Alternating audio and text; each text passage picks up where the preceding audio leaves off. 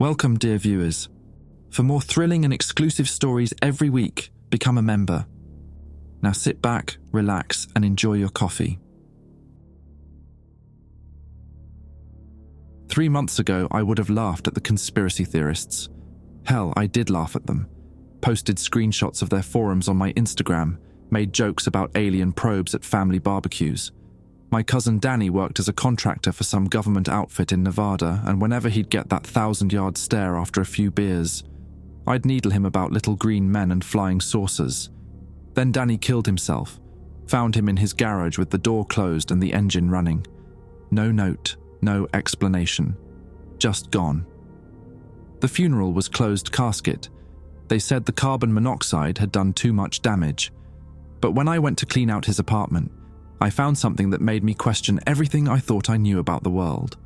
A manila envelope hidden under his mattress like some teenage kid's porn stash. Inside were photos. Not the grainy, could-be-anything bullshit you see on UFO websites. These were high-resolution, time-stamped digital images. Military vehicles I'd never seen before. Structures that looked like they'd been designed by someone who'd never heard of right angles. And craft. Jesus Christ, the craft. They hung in the air like insects trapped in amber. No visible propulsion, no exhaust, no wings. Just sleek, impossible shapes that seemed to bend light around them. The timestamps showed they were taken in March of this year. Location metadata pointed to somewhere in the Nevada desert, about 90 miles northwest of Las Vegas. But it was the last photo that made my blood feel like concrete in my veins. Danny's reflection in a window, taking the picture. He looked terrified. Behind him, barely visible in the glass, was a clipboard with what looked like rules written on it. I digitized everything, uploaded it to 3 different cloud services, and started digging. Found out Danny hadn't worked for a regular government contractor. His pay stubs were from something called Aegis Research Solutions, a company that didn't seem to exist anywhere online. No website, no public records, no business listings, like it had been scrubbed from reality. That's when I decided to find out what killed my cousin.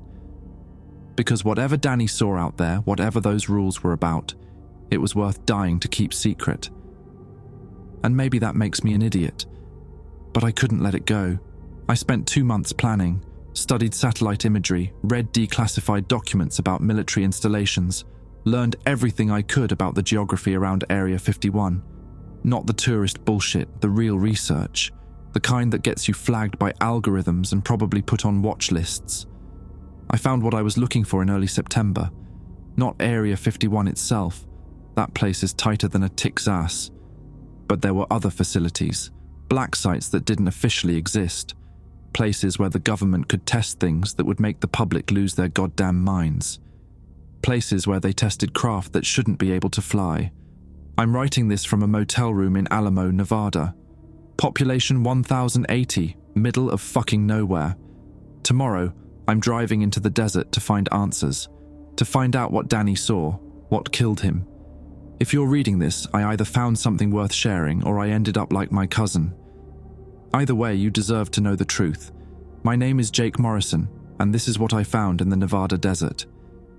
The clerk at the Alamo market looked like he'd been carved from beef jerky. Weathered skin, suspicious eyes, and the kind of moustache that belonged in a 70s cop show. He rang up my supplies without small talk. Water bottles, energy bars, a cheap flashlight, extra batteries. "You're not from around here," he said. Not a question. "Passing through." He studied me like I was a tax audit. "Most folks who pass through are heading to Vegas. You're pointing the wrong direction." I handed him cash. "Maybe I like the scenic route. Ain't much scenery where you're headed, just dirt and government property lines." He counted the bills slowly. "You know what they say about curiosity." The bell above the door chimed as another customer entered. Old man in coveralls, moving like his joints were held together with duct tape and prayers. The clerk's demeanor shifted. "Morning, Walt. Usual?" Walt nodded, eyeing me. "This one of them documentary types, Bobby?" "Could be." I grabbed my bag. "Just a tourist, gentlemen." Walt snorted. "Tourists go to the Grand Canyon. What you are is trouble." He leaned against the counter. "You want some free advice, son?" Whatever you think you're looking for out there, it ain't worth finding. Outside, the desert sun felt like a physical weight. I loaded my rental car, an anonymous white sedan that screamed government fleet vehicle to anyone paying attention. Not ideal for staying under the radar, but it's what the agency had available on short notice. I'd memorized the route last night. Take 375 north, turn west on an unmarked dirt road about 30 miles out. Follow it for maybe 20 minutes until you hit a second fork.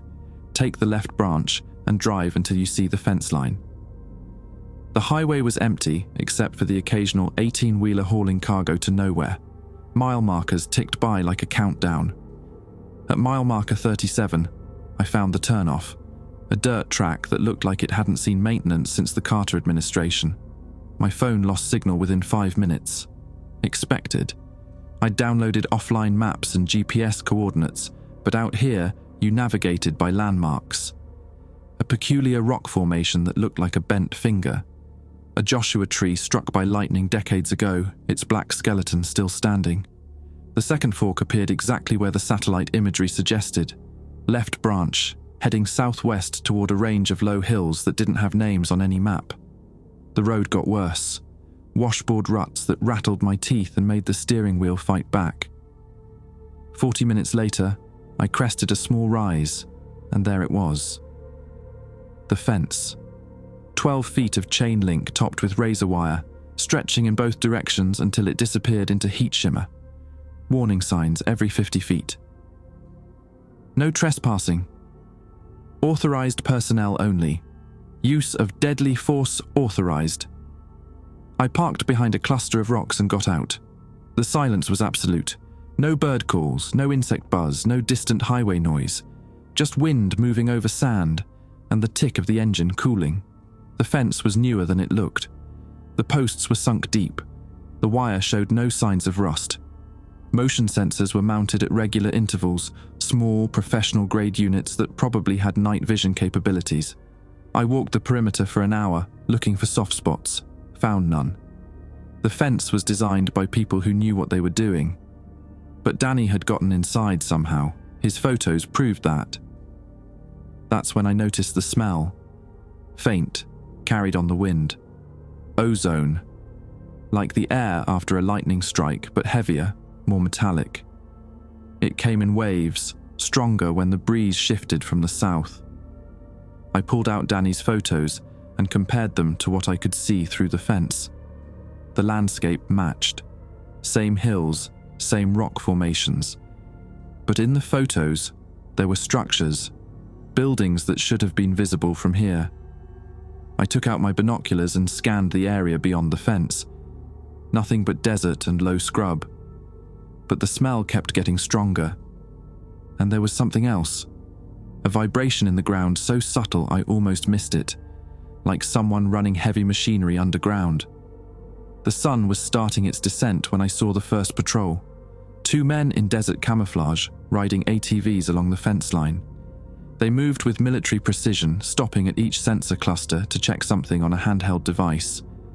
I retreated to my car and waited. They passed by without noticing me, but I got a good look at their gear. Body armor, tactical radios, weapons I didn't recognize. Not your standard security guards. As twilight approached, I made my decision. If I was going to find answers, I needed to get closer, find the way Danny had found. I started the car and began following the fence line, looking for gaps, maintenance roads, anything that might provide access. 3 miles down, I found it. A section where the fence curved around an outcropping of rock. From the right angle, there was a blind spot in the sensor coverage. A space maybe 6 feet wide where someone could slip through if they were careful. And fast. I checked my gear one more time. Small backpack with water and the flashlight. Danny's photos in a waterproof sleeve. My phone, though it was useless out here. And something else.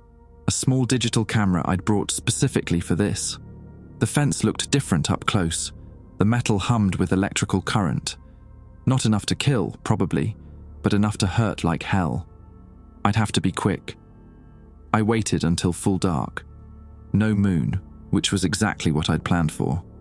The patrol had passed 20 minutes ago. If they kept to schedule, I had at least an hour before they made another round. Time to see what killed my cousin. The razor wire peeled 3 layers of skin off my back as I squeezed through the gap. Small price to pay. I hit the ground on the other side and froze, listening. Nothing but wind and that persistent underground thrumming. I was in. The desert floor crunched under my boots as I moved away from the fence. Every step sounded like breaking glass in the silence.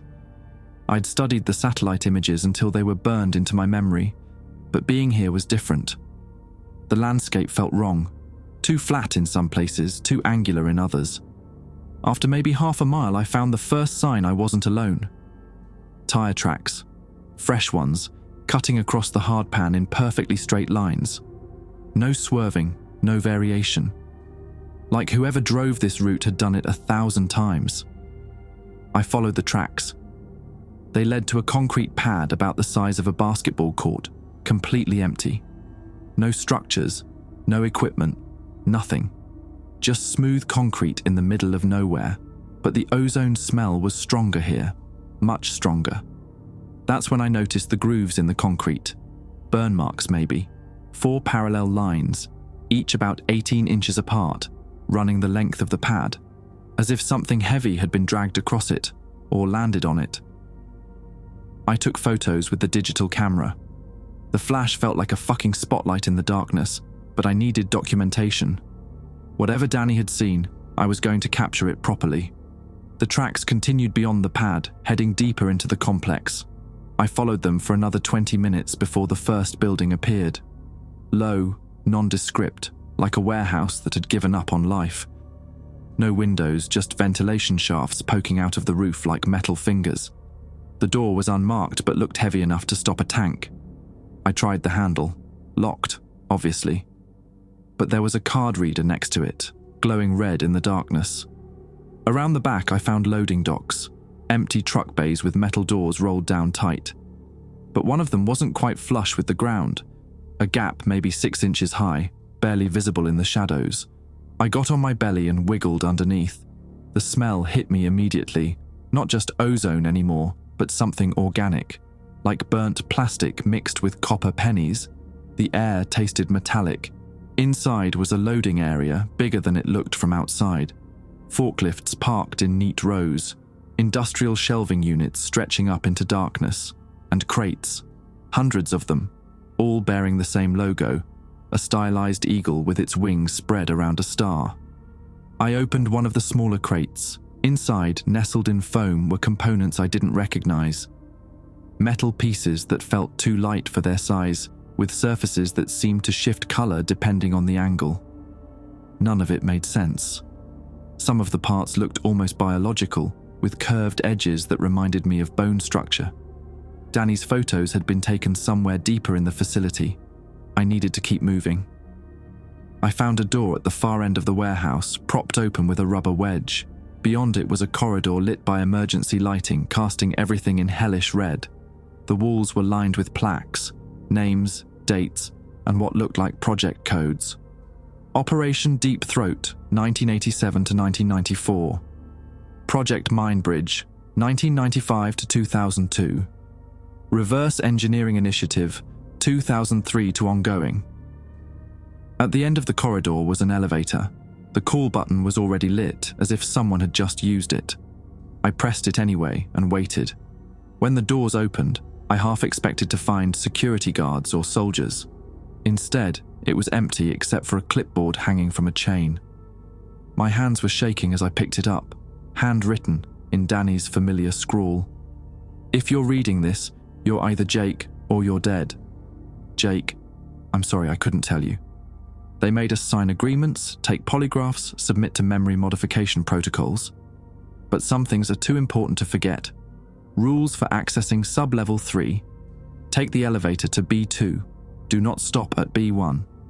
Exit immediately when doors open. Do not look left. Follow yellow line on floor. Count your steps. Stop at exactly 127. Place hand on scanner.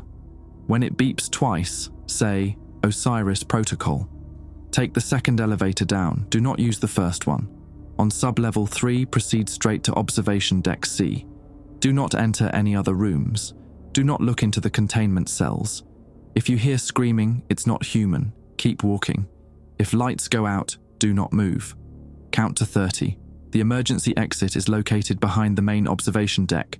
Code is 44815. Jake, what they're doing here. It's not just reverse engineering, it's integration.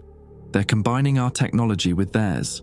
The gravity drives, the hull materials, the navigation systems. None of it's originally human. But that's not the worst part. The worst part is what powers them, what makes them work.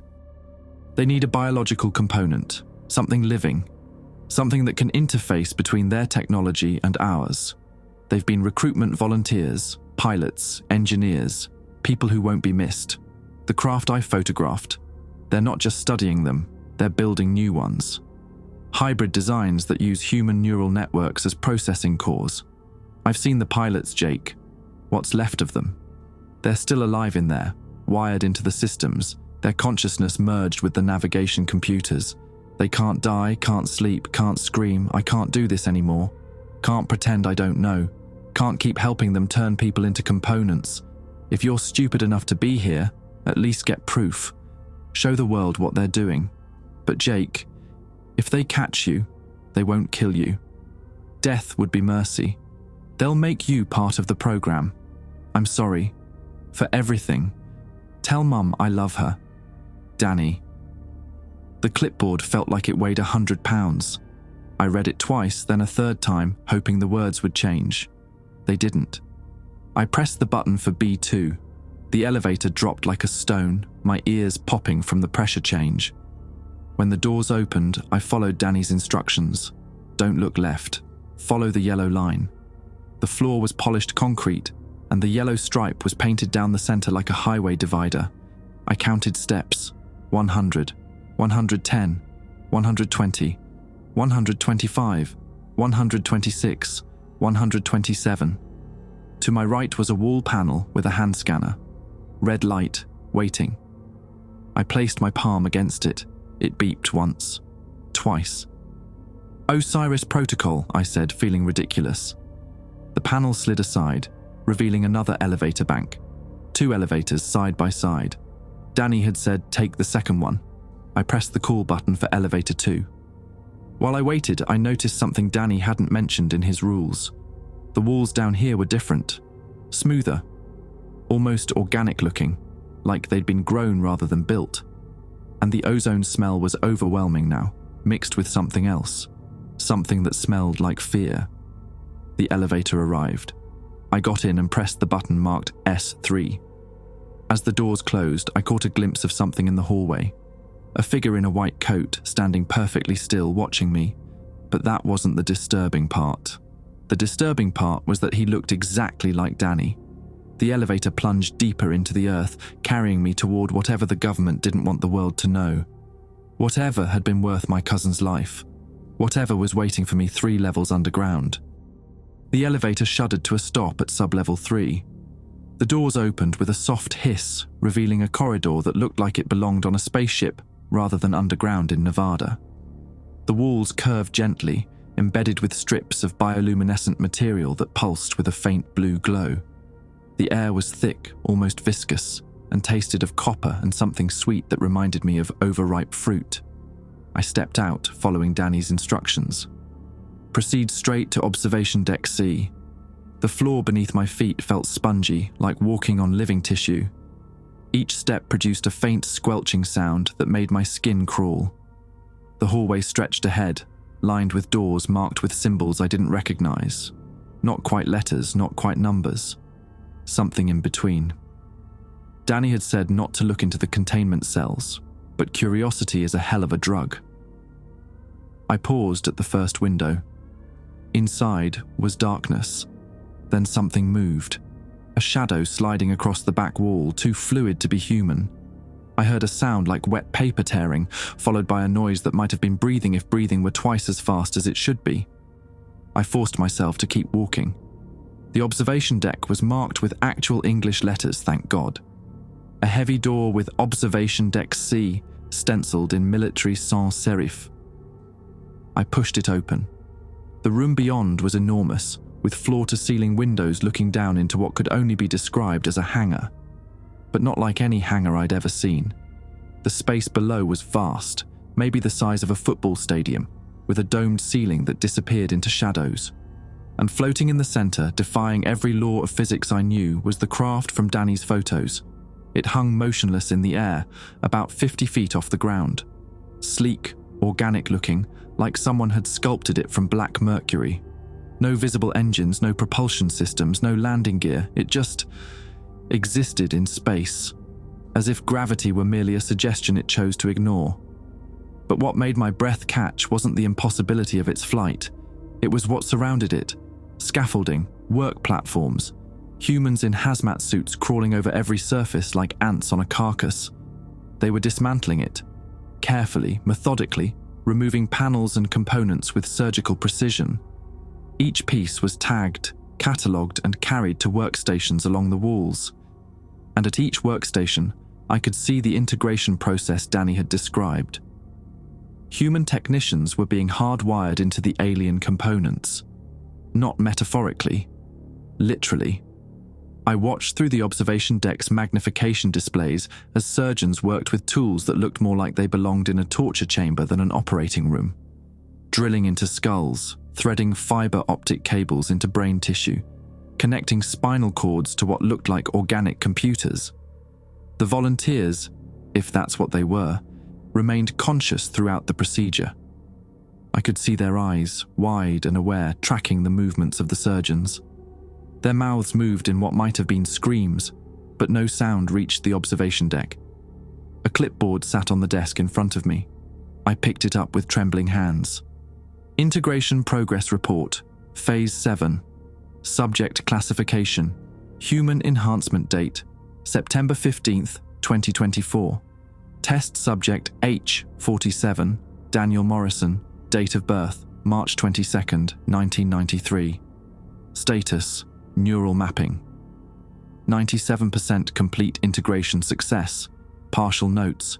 Subject demonstrates unprecedented compatibility with navigation protocol theta, recommending progression to full synthesis. Test Subject H48, Michael Santos. Date of birth, November 8th, 1987. Status, preliminary integration, success rate, 78%. Notes, motor cortex rejection requiring additional pharmaceutical intervention. Test Subject H49, Robert Chen, D.O.B., April 15th, 1989. Status, complete integration achieved. Notes, subject fully assimilated into propulsion management system. All biological functions stable. Consciousness retention confirmed at 94%. Test Subject H50, TBD. Status, awaiting acquisition. Notes, candidate infiltrated facility at 23:47 hours. Tracking in progress. The clipboard slipped from my numb fingers. H50. Test Subject. H50 was me. Danny wasn't dead. He was Test Subject H47. Down there, somewhere in that maze of machinery and flesh, my cousin was being slowly merged with technology that shouldn't exist. I looked back down at the hangar floor. The craft had shifted position, rotated maybe 30 degrees without any visible means of propulsion.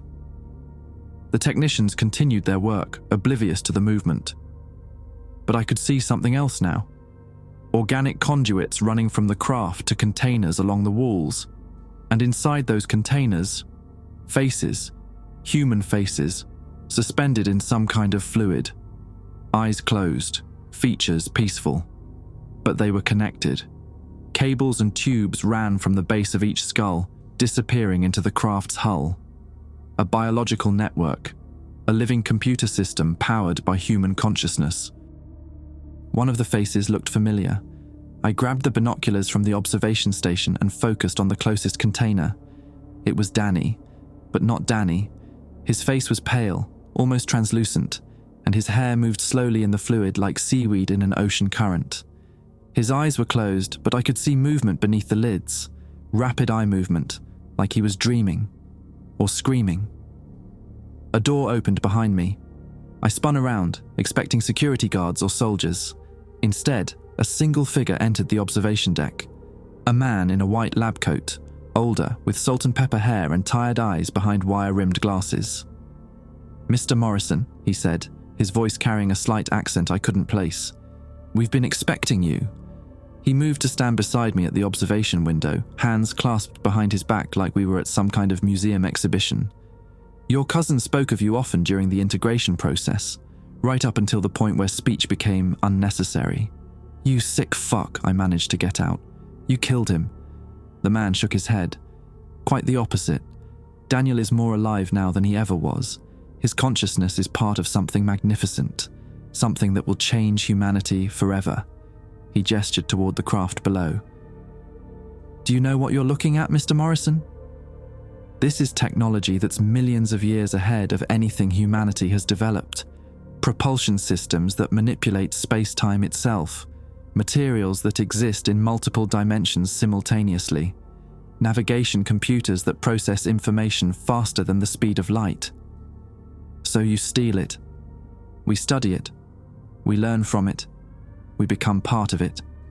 His smile was the kind doctors give terminally ill patients.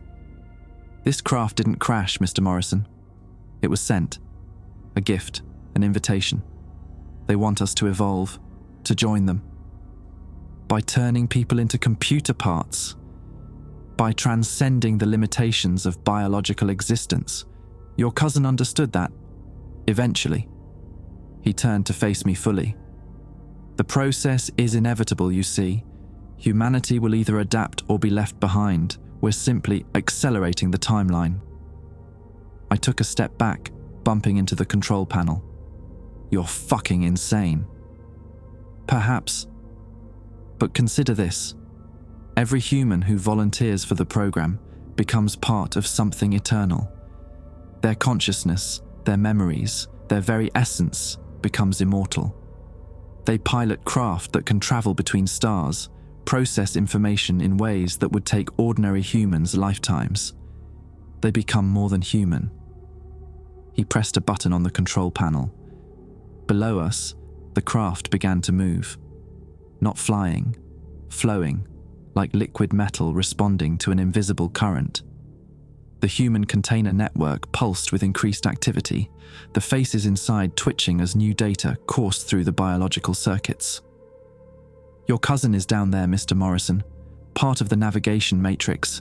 He can see things now that no terrestrial human has ever seen. Other worlds, other civilizations. The vast network of consciousness that connects all intelligent life in the universe." My legs felt weak. I gripped the edge of the control panel. "Let me see him."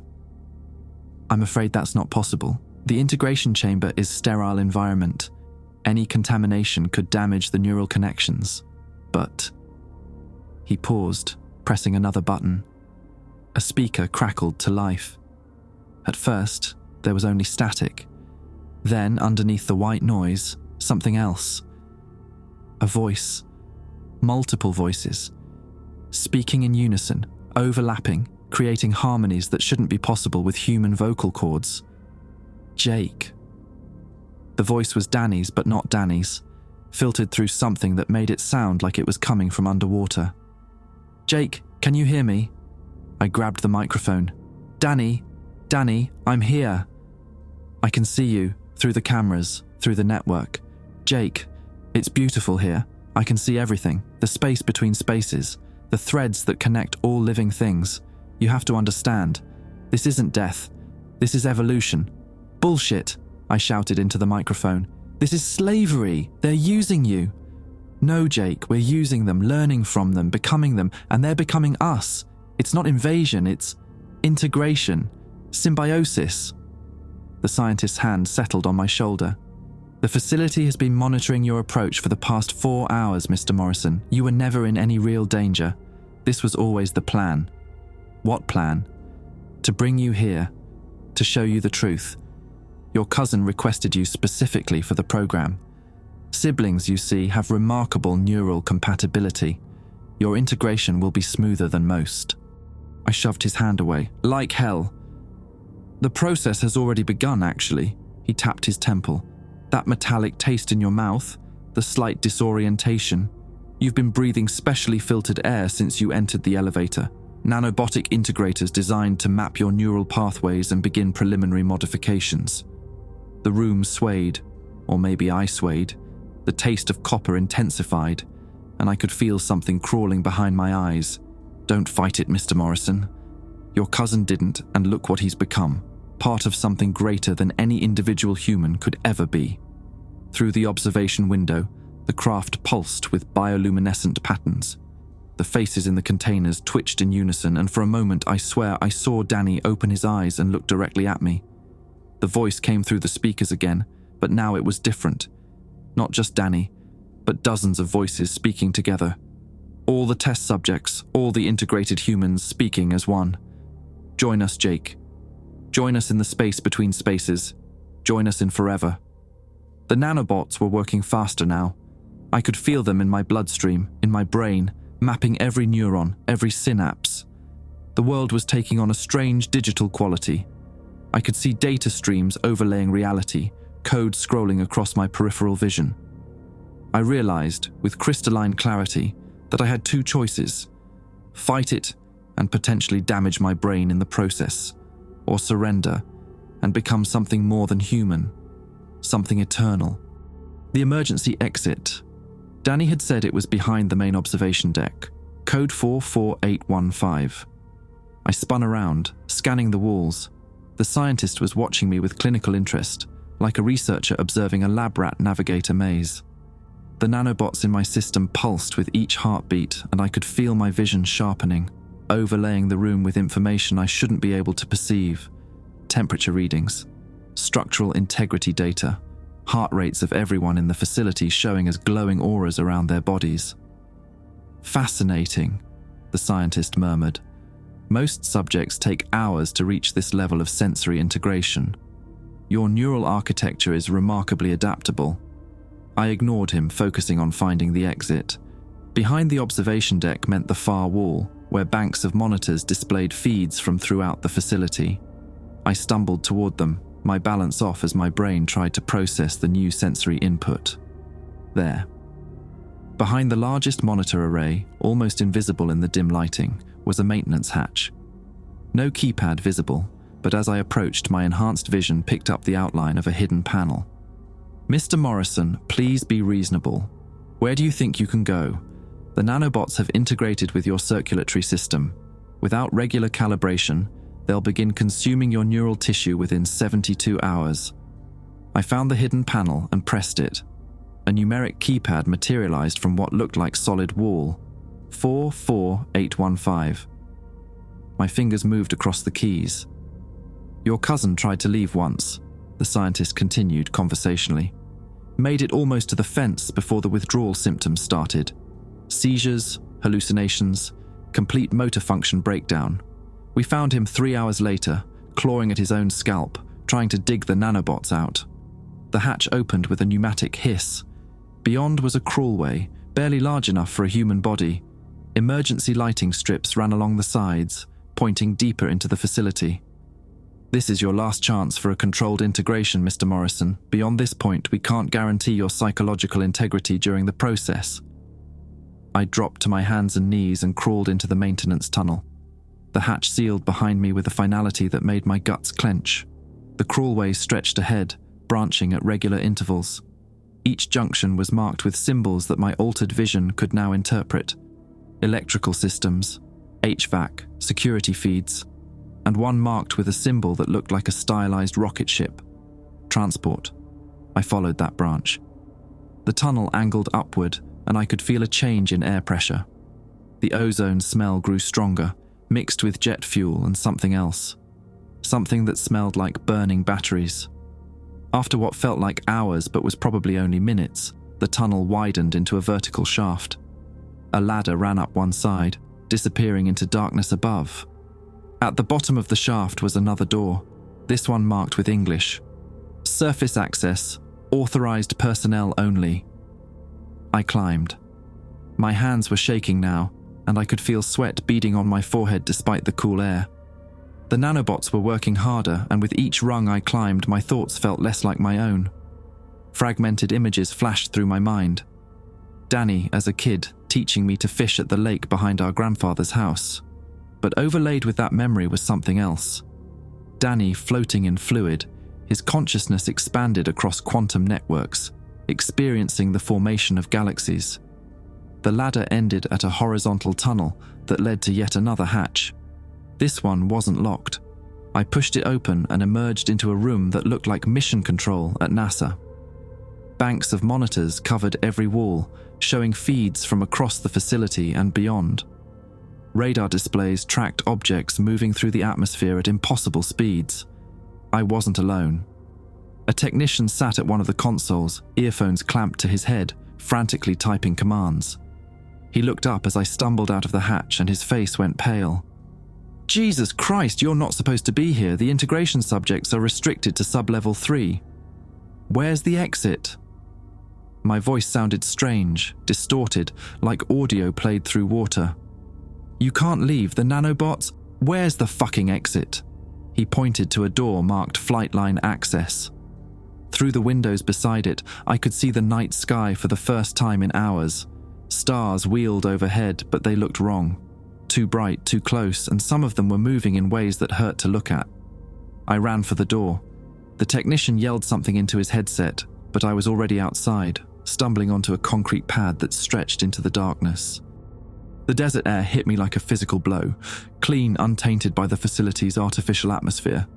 But the nanobots reacted immediately. Pain lanced through my skull, and my vision flickered between normal sight and the data overlay I'd been experiencing below. A sound made me turn. In the distance, lights were moving, vehicle headlights, approaching fast from multiple directions. Security teams, converging on my position. But that wasn't what made my breath catch. Parked at the far end of the flight line was a craft identical to the one being dissected in the underground hangar. This one was intact, hovering about 10 feet off the ground, its hull rippling with bioluminescent patterns that seemed to pulse in rhythm with my heartbeat. Or maybe my heartbeat was pulsing in rhythm with it. I ran toward the craft. Each step sent jolts of agony through my nervous system as the nanobots fought against my distance from their control systems. But something else was happening too. The closer I got to the craft, the clearer my thoughts became. It wanted me to approach. 20 feet away, I stopped. The craft's hull was seamless, organic, like looking at a living cell under a microscope. But as I watched, a section of the hull simply dissolved, revealing an opening just large enough for a human body. The voices of the security teams grew louder behind me. Flashlight beams swept the tarmac, searching. I had seconds before they reached me. I looked back at the facility. Through the windows of the control room, I could see the technician gesturing frantically. On the displays, I caught a glimpse of the underground hangar where the dissected craft was surrounded by teams of integrated humans, their faces slack, their movements unnaturally synchronized. Danny was down there. Part of something he claimed was beautiful, but that looked like the worst kind of slavery to me. The craft pulsed again, and this time I heard something. Not words exactly, but communication. Concepts flowing directly into my mind. It wasn't human technology being integrated with theirs. It was the other way around. The craft was alive, sentient, and it had been trying to communicate with humanity for decades. The integration process wasn't capture. It was the only way the beings inside could interface with human consciousness without burning out our neural pathways. But something had gone wrong. The humans running the program weren't just studying the technology, they were perverting it, using it for their own ends. The craft in the hangar wasn't just being dissected, it was being tortured. The opening in the hull pulsed wider. An invitation. The security teams were 50 yards away now, their weapons drawn. Behind them, more vehicles were arriving. Scientists in hazmat suits, military personnel. I thought about Danny's note, about the emergency exit he'd told me about. This wasn't the exit he'd meant. This was something else entirely. The nanobots in my bloodstream surged, trying to pull me back toward the facility, but the craft's influence was stronger. I could feel it calling to the foreign technology in my system, rewriting its programming, changing its purpose. Instead of mapping my brain for integration into human systems, The nanobots were preparing me for something else, something that required a living human consciousness to act as a bridge between two incompatible forms of life. The security teams were 30 yards away, 20. I made my choice. I dove through the opening in the craft's hull. The moment I crossed the threshold, everything changed. The inside wasn't a cockpit or passenger compartment. It was organic, alive, pulsing with its own heartbeat. Walls that moved like breathing lungs, floors that felt warm and slightly yielding under my feet. And everywhere, throughout the structure, I could see neural pathways. Not electronic circuits, but actual nerve fibers, glowing with bioluminescent signals. The craft was a brain, a living, thinking entity that existed in multiple dimensions simultaneously. As the opening sealed behind me, cutting off the shouts of the security teams, I felt the nanobots complete their reprogramming. But instead of dulling my consciousness, they sharpened it, expanded it. Suddenly, I could perceive things that human senses weren't designed to detect. The facility below wasn't just a research installation. It was a prison. The entities that built these craft, Danny had been right to call them beings, not aliens, had been trying to establish contact for decades. Each craft that came to Earth was the ambassador, a living representative of a species that existed partially outside normal space-time. And humanity had been capturing them, dissecting them, trying to steal their technology without understanding that the technology and the beings were one and the same. But this one was different. This one had learned. It had studied human biology, human consciousness, and developed the nanobots as a translation protocol.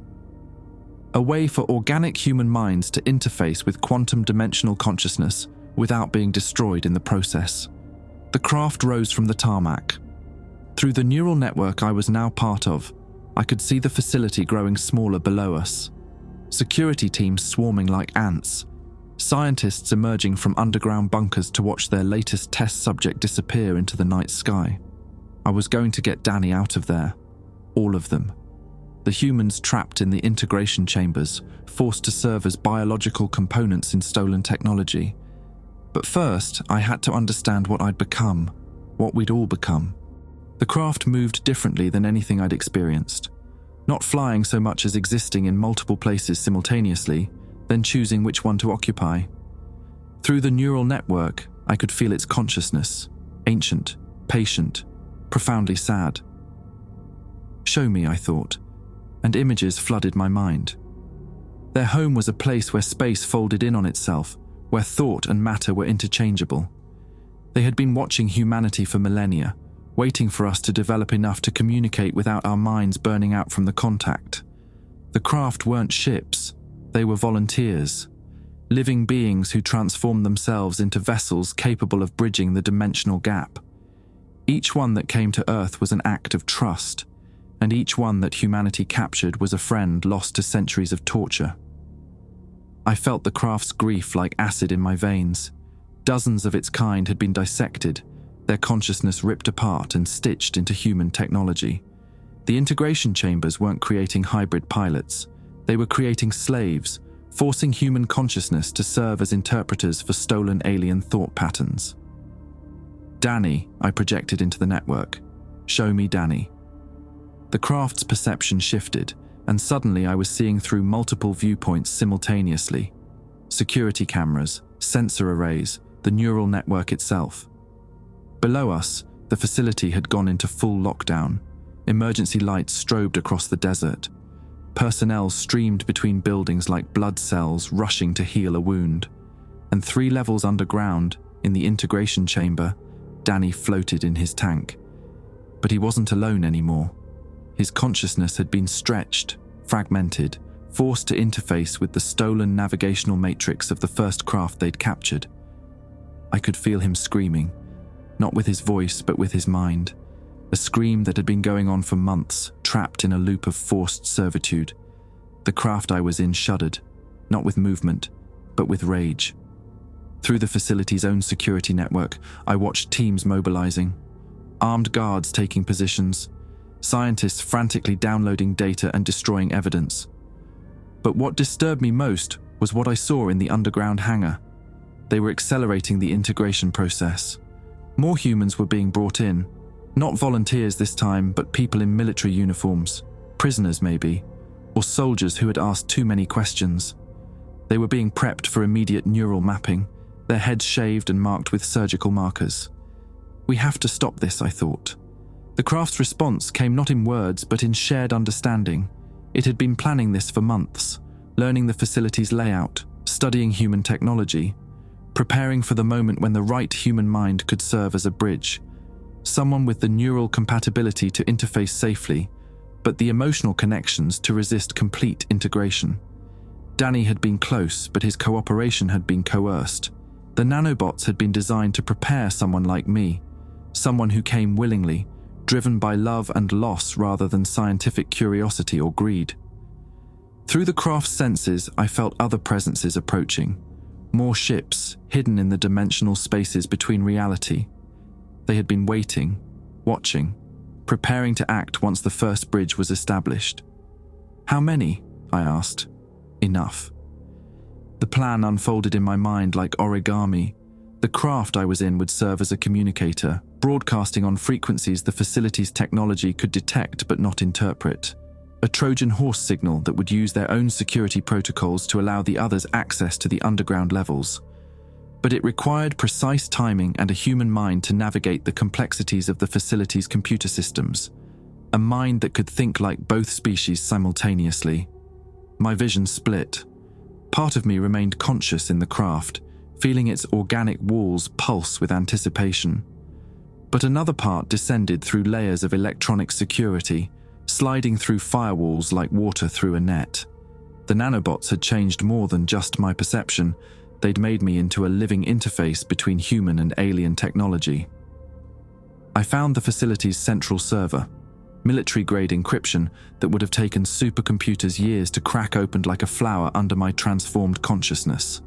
Personnel files, project documents, security protocols, all of it flowed through me in an instant. What I found made me sick. Operation Osiris wasn't just about reverse engineering alien technology. It was genocide. The goal was to capture as many of the beings as possible, force them to surrender their technology, and then eliminate the threat they represented to human expansion into space. But the scientists had discovered something worse. The beings weren't just visitors, they were refugees. Their home dimension was collapsing, folding in on itself as reality began to break down. The craft coming to Earth weren't exploring or invading. They were fleeing extinction. And humanity's response had been to cage them, dissect them, and steal their desperate attempts at survival. Through the security feeds, I watched the integration chamber. Danny was convulsing in his tank, his body rejecting the forced connection to the stolen navigational systems.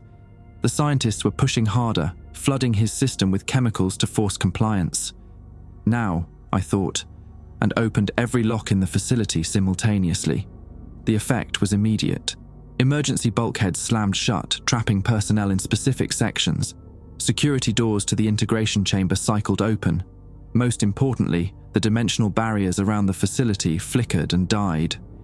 Space around the complex shimmered like heat distortion. Then reality tore open. The craft that emerged weren't ships in any conventional sense. They were beings, vast and beautiful, who had reshaped themselves into vessels capable of existing in our dimension.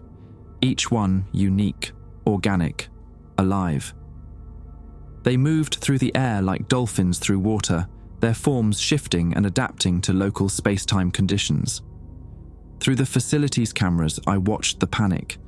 Military personnel opened fire with weapons that had no effect on entities existing partially outside normal reality. Scientists ran for emergency exits, clutching hard drives and sample cases. In the underground levels, the newly arrived beings began the delicate work of extraction. Not violent, not destructive, surgical. They flowed through corridors like living water, passing through walls and barriers that couldn't contain something that existed in multiple dimensions. I felt their presence in the integration chambers. Gentle, careful, they began disconnecting the human subjects from the stolen technology. Each extraction was an operation requiring incredible precision. Pull too hard, and the human consciousness would be damaged beyond repair. Too gentle, and the alien systems would reassert control. Danny was first. Through the neural link, I felt the moment of his release. Agony, confusion, then a flood of memories returning. His own memories, not the overlaid experiences of quantum navigation and dimensional travel. He was screaming, but this time with relief. The being extracting him was older than anything I could comprehend, ancient beyond human understanding, but impossibly gentle. It cradled Danny's consciousness like a parent lifting a child from a nightmare, carefully unwrapping the technological restraints that had held him prisoner. "Brother," Danny's thoughts reached mine through the network. "Jake, what the fuck are you?" "Something new," I replied. "Something between." The extraction continued. Dozens of human subjects, some still conscious, others driven mad by months of forced integration. Each one required individual attention, specialized techniques to safely separate human neurology from alien technology without causing permanent damage. But not all of them could be saved. Some had been integrated too deeply, their consciousness irreversibly merged with the stolen systems. For these, the beings offered a choice: remain as they were, bridging two realities until their human biology finally failed, or accept a transformation that would preserve their consciousness in a form that could survive the dimensional transition. I felt several choose transformation. Their bodies dissolved, becoming part of the alien craft structure, but their minds remained whole, freed from the torture of forced servitude. The facility's commander, General Morrison, no relation despite the name, established contact through the communication systems. His voice echoed through loudspeakers, trying to negotiate, to understand what was happening. "What do you want?" he demanded. "We can discuss terms. Prisoner exchange. Technology sharing. There has to be something you need." The response came through me, my voice but not my words. "We want our children back. We want our dead honored. We want you to stop stealing the tools of survival from a dying race. You're invading our world. We are fleeing the death of ours. Every ship you've captured was someone's child, transformed by necessity into a vessel capable of bridging realities. You've been torturing refugees, General Morrison, dissecting the desperate." Through the security feeds, I could see him processing this, a career military man trying to reconcile his worldview with the reality unfolding around him. The integration chamber subjects, they volunteered for the program. Under what circumstances? With what understanding? Would you volunteer for lobotomy if told it was necessary for national security? The extraction was nearing completion. The beings worked with efficiency born of desperation. They knew human military reinforcements were en route. Satellites had detected the dimensional breach, and every military installation within 500 miles was mobilizing. Danny was free now, carried within the protective field of one of the ancient beings. Through our connection, I could feel his mind struggling to process what had happened to him. Months of memories that weren't his own. Experiences of impossible physics and quantum mathematics that human brains weren't designed to comprehend. "Are you okay?" I asked. "Define okay." His mental voice was shaky, but recognizably him. "I can see through 12 dimensions simultaneously. I understand mathematics that describes the curvature of space-time, and I'm pretty sure I know the location of at least 3 other inhabited universes. But I remember my own name, so I guess that's something." The last of the prisoners was being extracted when the military arrived. Fighter jets screamed overhead, launching missiles that passed harmlessly through the dimensional visitors. Ground forces surrounded the facility, establishing a perimeter that might as well have been drawn in sand for all the good it did against beings that could exist in multiple realities simultaneously. But the extraction was complete. Every human consciousness that could be safely separated from the stolen technology had been freed. The beings began to withdraw, existing less and less in our reality with each passing moment. All except the craft I was in. The bridge between worlds needed to remain, at least temporarily, to facilitate communication and prevent immediate retaliation. "What happens now?" I asked the consciousness I was sharing space with. "Now we give your species a choice," came the reply. "Continue down this path of fear and theft and face the consequences, or learn to communicate properly, and perhaps find a way for both our peoples to survive what's coming. What's coming? Images flooded my mind. The same dimensional collapse that had destroyed the being's home reality was spreading, consuming universe after universe like a cosmic cancer. An infection in the structure of existence itself, unraveling the laws of physics and reducing everything to quantum foam. Humanity had maybe 50 years before the wavefront reached our local cluster. Maybe less. The beings hadn't been invading Earth. They'd been trying to warn us, to offer an alliance between species that might make survival possible. Instead, humanity had chosen to steal and dissect and torture. Through the communication systems, General Morrison's voice crackled. "What are your demands?" The response came through me again. "Release all captured technology to its rightful components. Allow the conservers to guide the dimensional integration of your solar system. Work with us to develop defenses against the unraveling. And if we refuse, then when the cascade reaches this reality in 47 years, you'll face it alone, and all our children, yours and ours, will die together." The transmission ended. Around the facility, the dimensional visitors began to fade back into the spaces between realities, but they left something behind: knowledge, coordinates, and a deadline. 1 year to decide. 1 year for humanity to choose between cooperation and extinction. As the craft I was in prepared to transition between dimensions, carrying me toward an uncertain future, I felt Danny's consciousness brush against mine one last time. "See you on the other side, cousin." "Which side?" I asked. "Whichever one has the best chance of surviving." Then reality folded around us, and I learned what it felt like to exist in the spaces between spaces, carrying the hopes and fears of 2 dying species toward whatever came next. 3 days passed between dimensions, or maybe 3 minutes. Time worked differently in the spaces between realities, flowing like honey mixed with memory. I experienced the journey as a series of overlapping sensations: the taste of starlight, the sound of gravity wells, the texture of quantum probability clouds brushing against my transformed consciousness. When we finally emerged back into normal space, I was somewhere I didn't recognize. The desert below looked like Nevada, but the colors were wrong. Too vivid, as if someone had adjusted the saturation of reality itself. The facility was gone, replaced by a crater that looked like it had been carved by something far more sophisticated than explosives. They relocated, the craft being explained, its thoughts mixing with mine. Moved the entire operation to a backup site while we were away. Your military is more adaptable than we anticipated. We landed, or rather chose to exist in proximity to the ground, on a mesa overlooking the crater. As soon as I stepped out of the craft, my legs buckled. The nanobots in my system were failing, their programming designed for the specific environment of the original facility. Without constant recalibration, they were beginning to damage my neural pathways. "The bridge is failing," I gasped, pressing my palms against my temples as pain lanced through my skull. "No, evolving." The craft extended what might generously be called a tentacle, though it looked more like crystallized light. The moment it touched my forehead, the pain stopped, but something else began.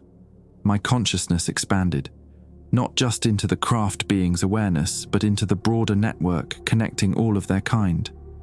Suddenly, I could perceive dozens of them, scattered across Earth and beyond. Each one was an individual, but all part of a collective memory spanning billions of years. And they were dying, not from violence or disease, but from exhaustion. The effort of maintaining stability in a collapsing multiverse was literally burning them out.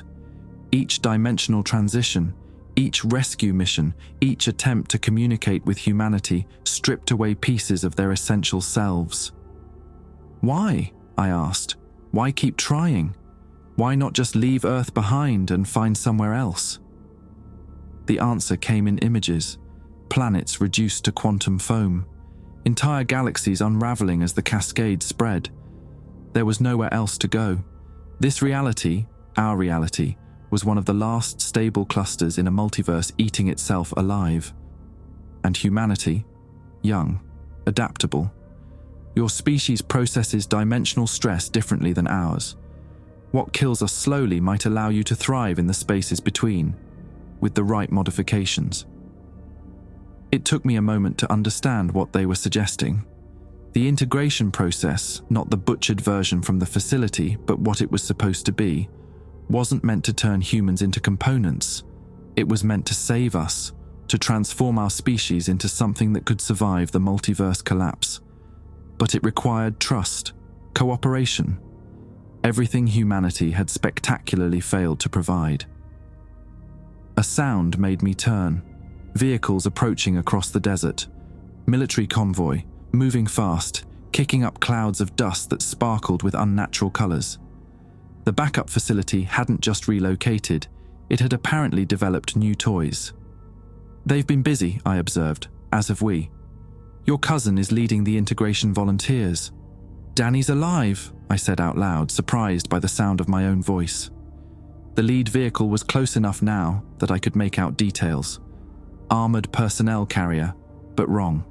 Too smooth, too organic looking. And the soldiers piling out of it moved with inhuman coordination. They'd reverse engineered the integration process. Badly. The soldiers spread out in perfect formation, their movements synchronized down to the smallest gesture. But their eyes were empty, vacant, not enhanced, enslaved. Human consciousness shackled to stolen alien technology without any of the safeguards that made the process survivable. One of them stepped forward, removed his helmet. General Morrison. But not the Morrison I'd heard over the communications system.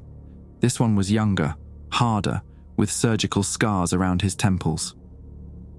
"Mr. Jake Morrison," he said, his voice carrying harmonics that shouldn't be possible with human vocal cords.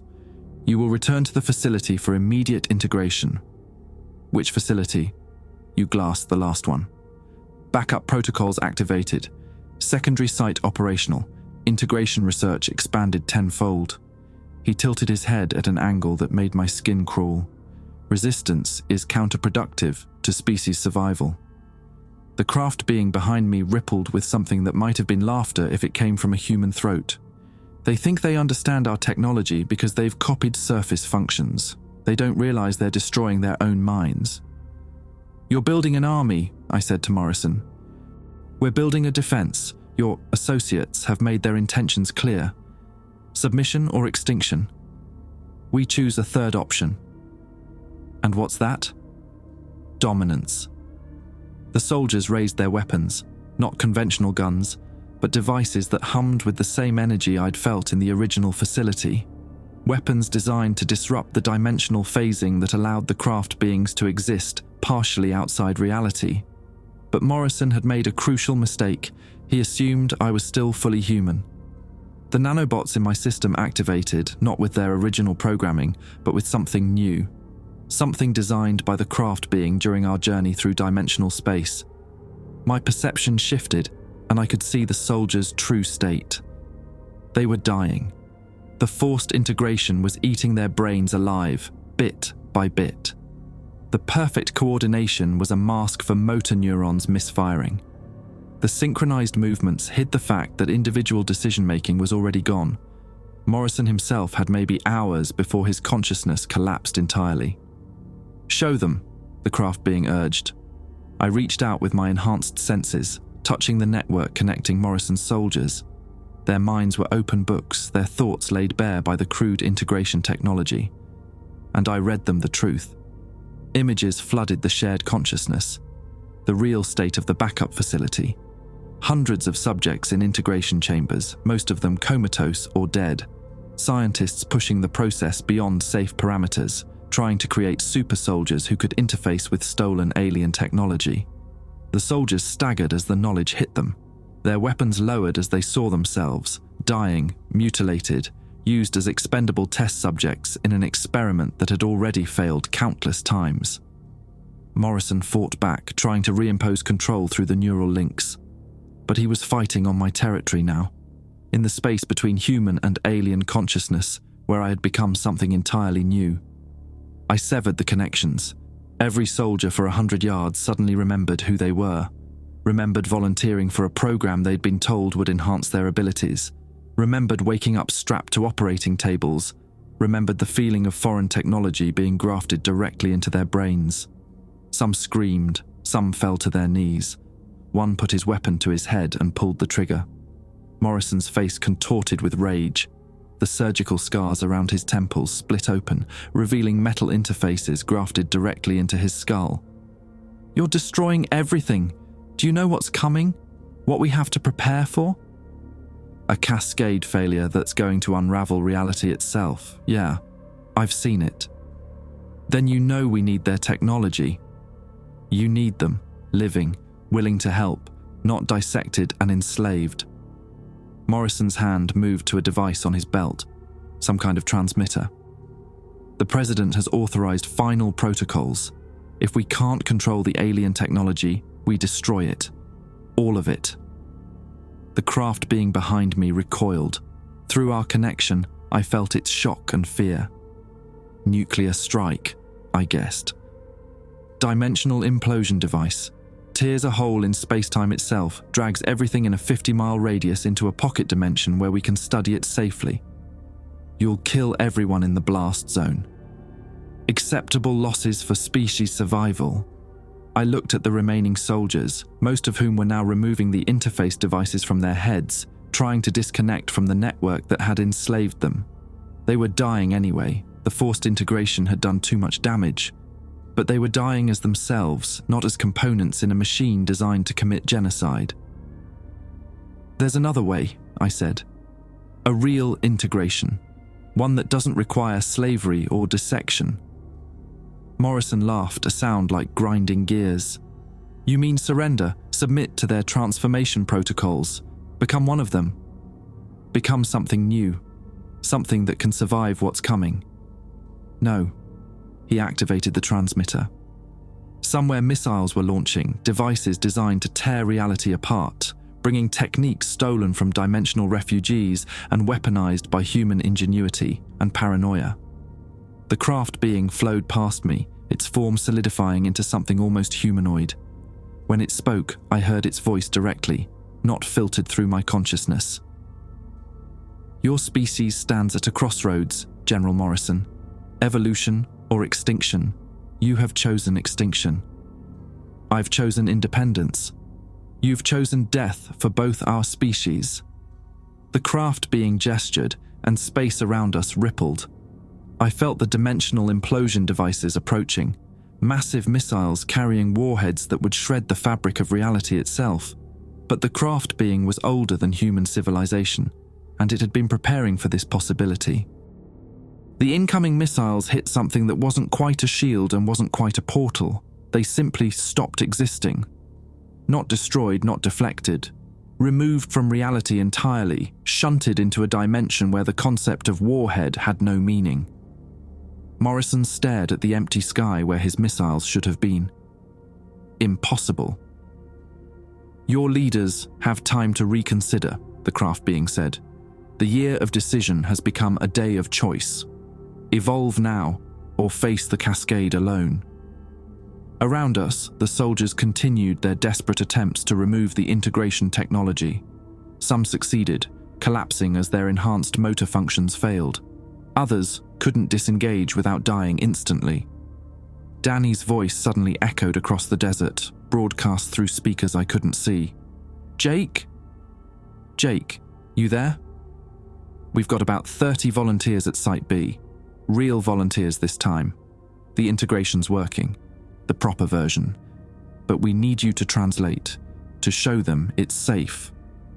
Morrison's scarred face twisted with fury and disbelief. "Those are my personnel." "Those are volunteers," Danny's voice corrected. "People who want to survive what's coming. People who aren't afraid of evolution." The craft being turned to me. "The bridge must choose. Stay and guide the willing transition, or come with us to gather the scattered survivors from other facilities." I looked at Morrison standing among his dying soldiers, clinging to weapons that couldn't touch beings from higher dimensions. I thought about the cascade, the reality-eating wave of destruction that would reach Earth within decades. And I thought about choice. Real choice, not the fabricated consent Morrison's program had relied on. "Danny," I called out, "I'm coming to Site B, but first we give General Morrison's people the same choice we're offering everyone else." Morrison raised his personal weapon, one of the dimensional disruptors. "I won't allow—" The craft being gestured again. Morrison froze, not paralyzed, but held gently in place by space-time itself. "You've caused enough harm," it said, and its voice held the weight of galaxies. "Sleep now. When you wake, your world will have chosen its path." Morrison's eyes rolled back and he collapsed. Around him, his soldiers looked at each other with human expressions returning to their faces. "Who wants to live forever?" I asked them. Some ran, some knelt and prayed, but some, more than I'd expected, raised their hands. Site B was hidden in plain sight. A rest stop on Interstate 15, complete with gas pumps, a convenience store, and a McDonald's that hadn't seen customers in months. But underneath lay something that defied every architectural norm I knew. A complex that existed in multiple dimensions simultaneously, its corridors folding through spaces that shouldn't connect. Danny met me at what looked like a supply closet, but opened onto an elevator that descended far deeper than the building's footprint should allow. He looked better than I'd expected, still pale, still thin from months of forced integration, but his eyes were clear. Human. "Jesus, Jake, you look like shit." "Thanks. You look like someone who spent 6 months as a biological computer." Funny thing about that. He pressed his palm against the elevator's scanner, and I felt something pass between him and the machinery. Not mechanical, not electrical, something more intimate. I can still interface with their technology, but now it's by choice. Every connection, every data exchange, I can refuse. The elevator opened onto a medical bay, unlike anything I'd seen above ground. Human-designed equipment sat alongside organic structures that pulsed with bioluminescent patterns. Medical staff moved between beds where dozens of people lay connected to both types of technology. Real volunteers, Danny had called them. People who understood what they were getting into, sort of. Dr. Sarah Chen, one of the few personnel who'd refused to participate in Morrison's forced integration program, approached us with a tablet covered in readouts I couldn't interpret. "Mr. Morrison, your cousins told us about your modifications. We need to discuss the integration protocols." "What about them?" She gestured toward the patients. "We have 43 volunteers from various military branches, intelligence agencies, and civilian scientific programs.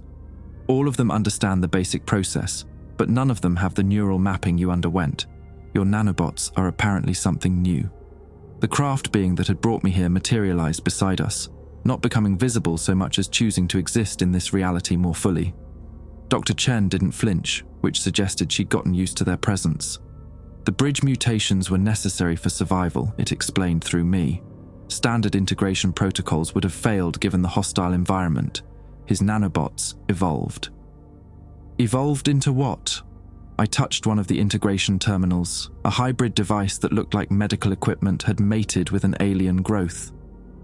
Information flowed through me instantly. The status of every volunteer, their neural compatibility ratings, the customized integration protocols designed for each individual. "Into something that can translate between species safely," I said. "These people don't need the level of modification I underwent. They're not going to be bridges between realities. They're just going to be enhanced." Dr. Chen frowned. "Enhanced how?" The briefings were deliberately vague about specifics. Danny stepped forward. "Want to see?" He walked to one of the terminals and placed both hands on it. The organic components responded immediately, surfaces shifting and reconfiguring. Data flowed across screens faster than human eyes could follow, but I found I could track it perfectly. Danny was interfacing with the facility's entire network, accessing files, sensor data, even satellite feeds. "I can process information at about 1,000 times normal human speed," he said conversationally, while doing the impossible. "Survive in vacuum for several hours, perceive in multiple spectrums simultaneously, and exist partially outside normal space-time." He lifted his hands from the terminal. Oh, and apparently I'm immortal now. That's still processing. One of the volunteers, a young woman with Air Force insignia, raised her hand. Will we still be human? Define human, I said. If you mean biological, carbon-based, capable of reproduction, yes. If you mean limited to 3-dimensional perception and a 100-year lifespan, then no. Another volunteer, an older man who looked like he'd seen too many classified briefings. What's the failure rate? Dr. Chen consulted her tablet. For the forced integrations Morrison's team performed, 92% mortality. For the voluntary protocols we've developed here, 0 so far. So far being how many trials? You'd be the first wave. Silence fell over the room. I could feel the volunteers' fear, their doubt. They'd signed up knowing they might die, but intellectual knowledge was different from facing the reality. The craft being flowed closer to them, its form shifting to something less alien, more approachable. When it spoke, its voice carried harmonics that somehow bypassed fear and spoke directly to human curiosity. Your species stands at a threshold, it said. Not just technological, but evolutionary. The universe is changing in ways that will make your current form untenable. We offer transformation, not because we wish to change you, but because change is inevitable. The question is whether you guide that change or fall victim to it. One of the volunteers, a linguist from the NSA, spoke up.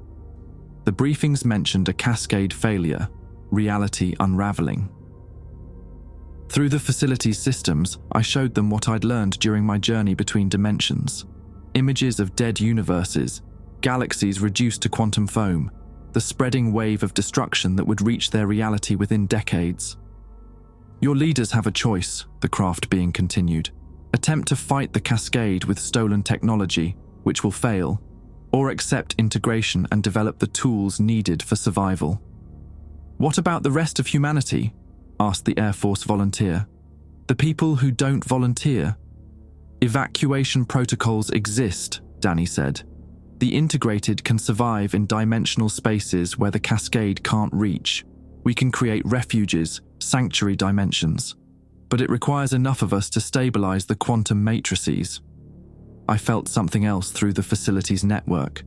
Movement on the surface, military vehicles approaching but different from Morrison's force.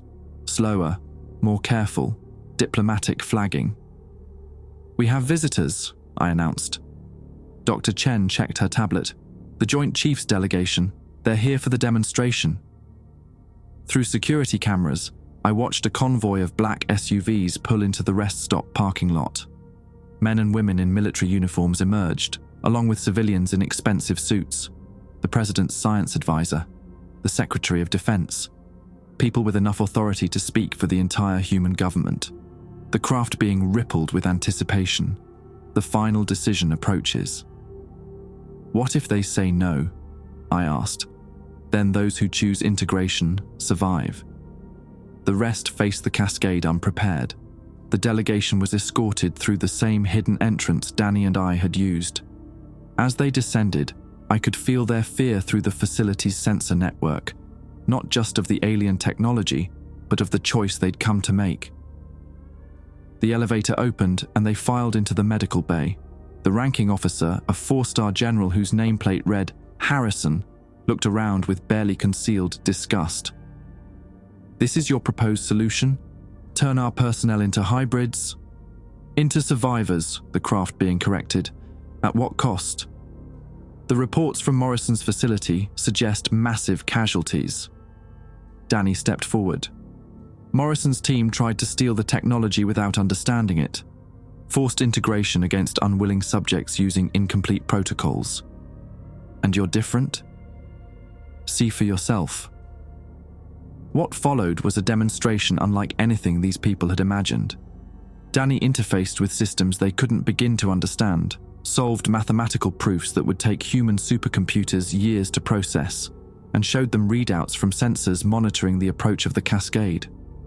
One of the volunteers, the NSA linguist, decided to undergo the procedure while the delegation watched.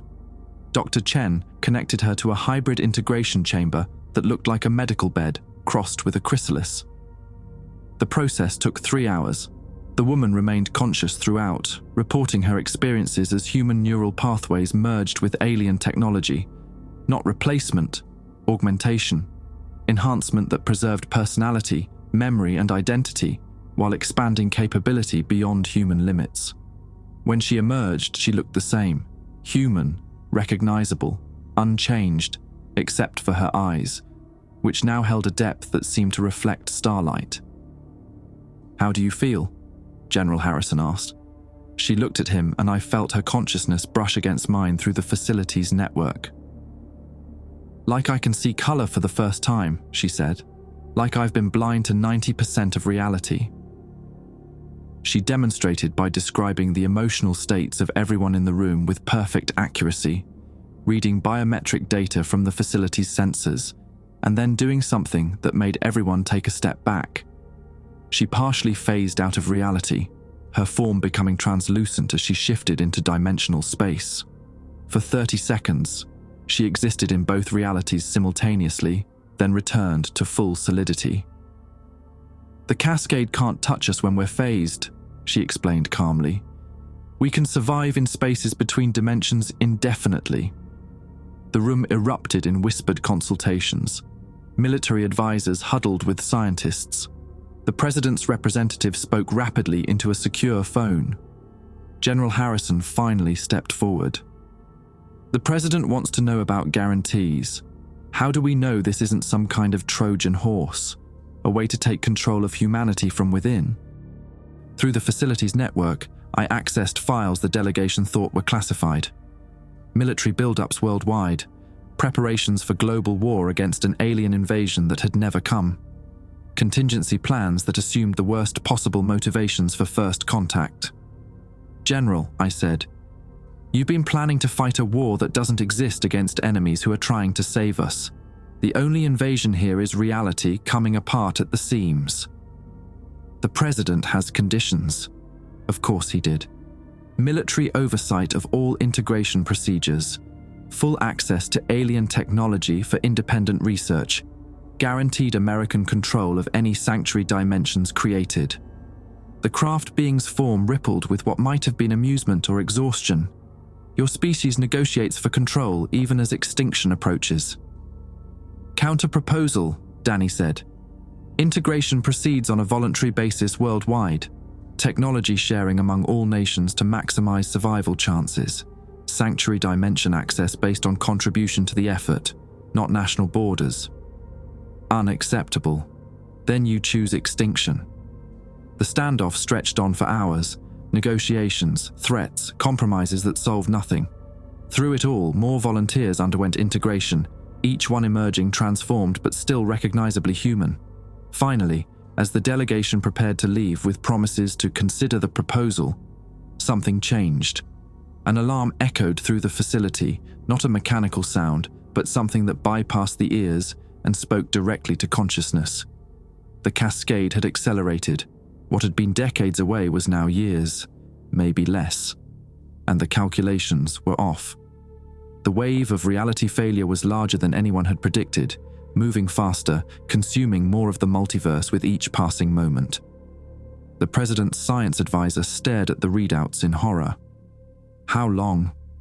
"Best case scenario," the newly integrated linguist said after communing with the facility's quantum sensors. 18 months before the leading edge reaches local galactic cluster. "Worst case? 6 months. General Harrison's phone was ringing. Then everyone's phones were ringing. Emergency broadcasts, flash traffic, priority communications from observatories and monitoring stations worldwide. Everyone had seen it now, the dark space appearing between galaxies, the emptiness where whole solar systems had been hours before. The choice was made, not by governments or presidents or generals, but by individual humans faced with the immediate reality of universal extinction. By the end of the day, 50,000 people had requested integration procedures. By the end of the week, it was 3 million. The transformation of humanity had begun. Whether it would be enough, we'd learn soon. The screaming stopped 6 hours ago. General Morrison finally found a way to sever his consciousness from the 17 dimensions he'd been scattered across. The facility's quantum sensors registered the moment as a brief flicker, like a candle flame going out in a cosmic wind. After months of his fractured mind broadcasting agony across the dimensional networks, the silence feels heavier than the noise ever did. I'm sitting in what used to be the facility's backup generator room, now converted into something resembling a memorial. The walls are covered with photographs of everyone who didn't make it through the integration process. Morrison's picture is there too, though Danny argued against including it. He was still human, I'd insisted, still deserved better than what happened to him. Through the reinforced windows, I can watch the cascade approaching.